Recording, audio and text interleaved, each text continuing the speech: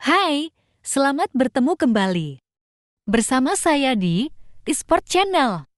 Pada video kali ini, bersama-sama kita akan belajar dan membahas serta mengenal lebih dalam tentang administrasi kurikulum merdeka, khusus PJOK. Jika rekan-rekan guru PJOK masih ada yang belum memahami dan ingin mengenal lebih banyak tentang administrasi kurikulum merdeka, ayo gabung dan tonton videonya. Hanya di sini, di eSport Entertainment and Education Sport Channel. Sport, Entertainment, and Education Sport Channel. Please subscribe my channel. Thank you. Thank you.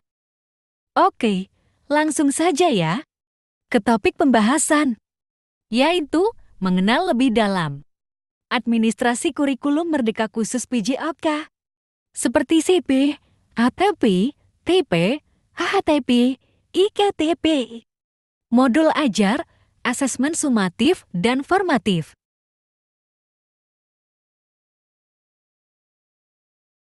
Yang pertama, administrasi apa saja yang diwajibkan dalam kurikulum merdeka, khusus PJOK?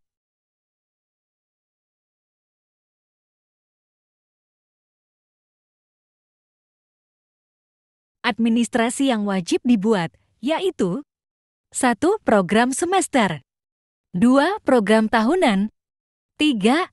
Capaian pembelajaran atau CP, 4.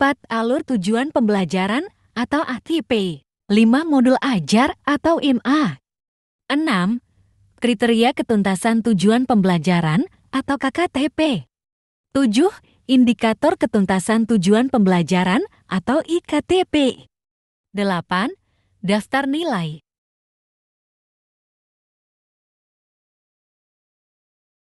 Berikutnya, nama-nama atau istilah-istilah dalam kurikulum merdeka. Pengganti istilah dalam kurikulum 13. Di antaranya yaitu KIKD diganti dengan CP, silabus diganti dengan ATP, KD diganti dengan TP, KKM diganti dengan KKTP, IPK diganti dengan IKTP, RPP diganti dengan IMA, sedangkan penilaian diganti dengan asesmen. Selanjutnya, mengenai asesmen, di mana pada bagian ini masih banyak yang perlu dipahami. Berdasarkan pemahaman saya, kedua asesmen berikut memiliki jenis penilaian yang hampir sama.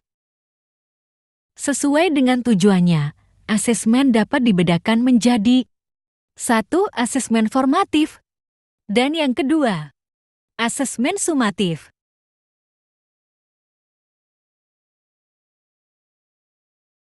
Berikut merupakan definisi asesmen formatif, yaitu penilaian atau asesmen formatif bertujuan untuk memantau dan memperbaiki proses pembelajaran serta mengevaluasi pencapaian tujuan pembelajaran sesuai dengan tujuannya. Asesmen formatif dapat dilakukan di awal dan di sepanjang proses pembelajaran. Melalui asesmen ini, guru dapat mengidentifikasi kebutuhan belajar murid, hambatan atau kesulitan yang mereka hadapi, serta untuk mendapatkan informasi perkembangan murid. Informasi tersebut kemudian dijadikan umpan balik baik bagi murid maupun guru. Bagi murid, asesmen formatif berguna untuk berefleksi dengan memonitor kemajuan belajarnya, tantangan yang dialaminya, serta langkah-langkah yang perlu ia lakukan untuk meningkatkan terus capaiannya. Hal ini merupakan proses belajar yang penting untuk menjadi pembelajar sepanjang hayat. Bagi guru, asesmen formatif berguna untuk merefleksikan strategi pembelajaran yang digunakannya, serta untuk meningkatkan efektivitasnya dalam merancang dan melaksanakan pembelajaran. Asesmen ini juga memberikan informasi tentang kebutuhan belajar muridnya. Agar asesmen dapat bermanfaat bagi murid dan guru, beberapa hal yang perlu diperhatikan guru dalam merancang asesmen formatif di antaranya adalah sebagai berikut. 1. Asesmen formatif tidak berisiko tinggi atau high stake. Asesmen formatif dirancang untuk tujuan pembelajaran dan tidak seharusnya digunakan untuk menentukan nilai rapor, keputusan kenaikan kelas, kelulusan, atau keputusan-keputusan penting lainnya. 2. Asesmen formatif dapat menggunakan berbagai teknik dan atau instrumen. Suatu asesmen dikategorikan sebagai asesmen formatif jika tujuannya adalah untuk meningkatkan kualitas proses belajar. 3. Asesmen formatif dilaksanakan bersamaan dengan proses pembelajaran yang sedang berlangsung, sehingga asesmen formatif dan pembelajaran menjadi suatu kesatuan. 4. Asesmen formatif dapat menggunakan metode yang sederhana, sehingga umpan balik hasil asesmen tersebut dapat diperoleh dengan cepat. 5. Asesmen formatif yang dilakukan di awal pembelajaran akan memberikan informasi kepada guru tentang kesiapan belajar murid. Berdasarkan asesmen ini, guru perlu menyesuaikan atau memodifikasi rencana pelaksanaan pembelajarannya atau modul ajarnya, dan atau membuat diferensiasi pembelajaran agar sesuai dengan kebutuhan murid. Terakhir, instrumen asesmen yang digunakan dapat memberikan informasi tentang kekuatan, hal-hal yang masih perlu ditingkatkan oleh murid, serta mengungkapkan cara untuk meningkatkan kualitas tulisan, karya, atau performa yang diberi umpan balik. Dengan demikian, hasil asesmen tidak sekadar sebuah angka.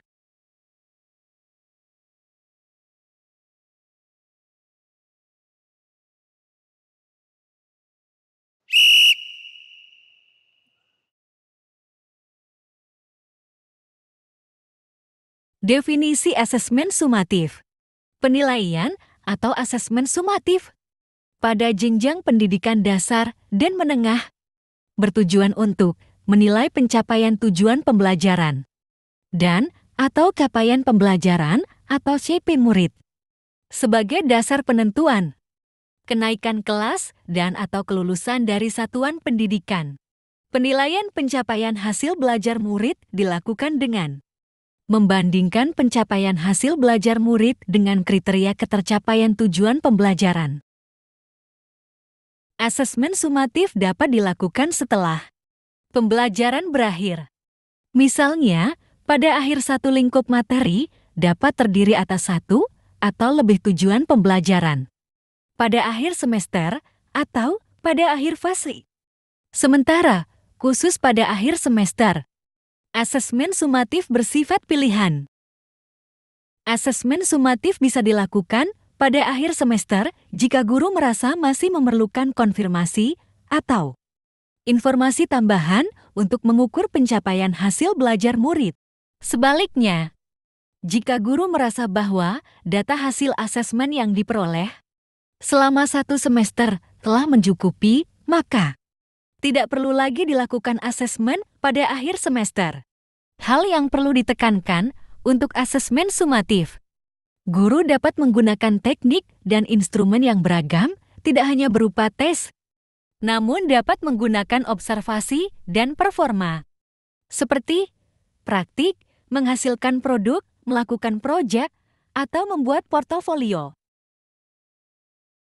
Umpan balik dari asesmen hasil akhir ini atau sumatif dapat digunakan untuk mengukur perkembangan murid, untuk memandu guru merancang aktivitas pada pembelajaran berikutnya. Pada kurikulum Merdeka, guru diharapkan untuk lebih banyak mengutamakan asesmen formatif.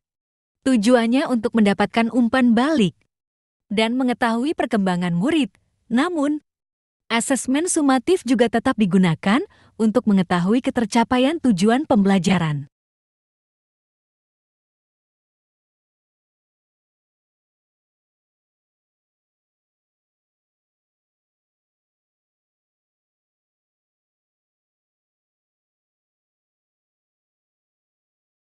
Setelah tujuan dirumuskan, guru memilih dan/atau mengembangkan instrumen asesmen yang sesuai.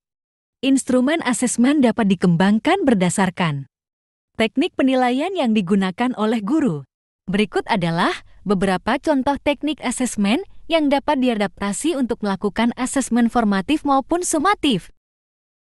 1. Observasi, penilaian yang dilakukan secara berkesinambungan.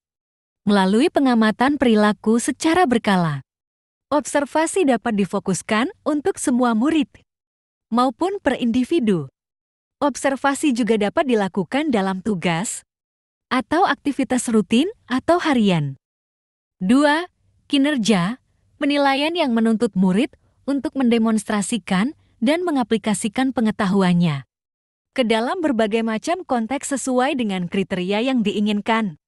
Asesmen kinerja dapat berupa praktik, menghasilkan produk, melakukan proyek, atau membuat portofolio. 3. Proyek, kegiatan penilaian terhadap suatu tugas yang meliputi kegiatan perancangan, pelaksanaan, dan pelaporan yang harus diselesaikan dalam periode atau waktu tertentu. 4. Tes tertulis.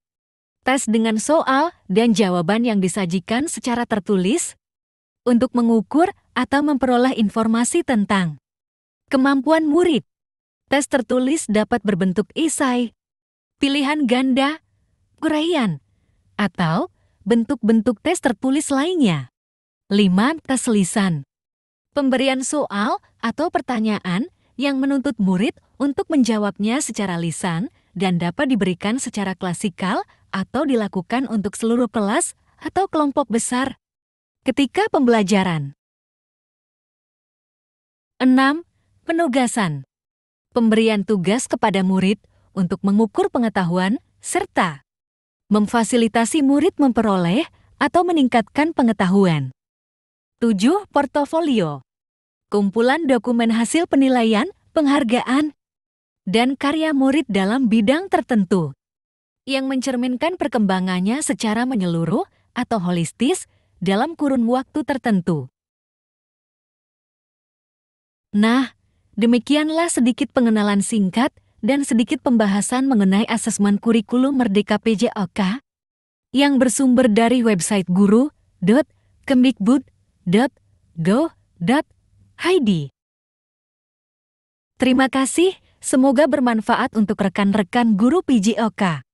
Video selanjutnya akan membahas contoh asesmen sumatif dan asesmen formatif khusus PJOK. Jadi, tetap ikuti dan pantau terus videonya. Sampai bertemu kembali di sini. Di Sport Entertainment and Education Sport Channel. Sport, Entertainment, and Education Sport Channel. Please subscribe my channel. Thank you.